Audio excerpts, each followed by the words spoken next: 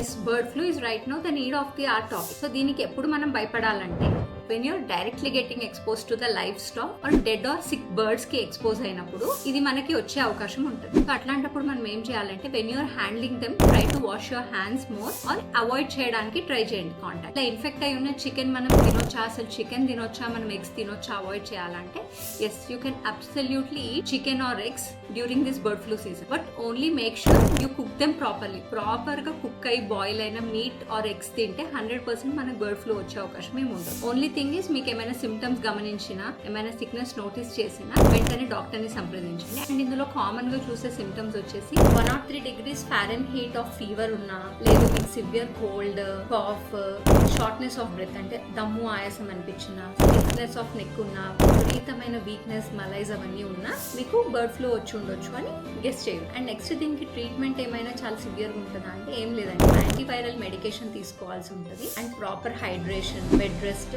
ఇట్లాంటి వాడు చాలా వరకు very few people will go in to serious conditions.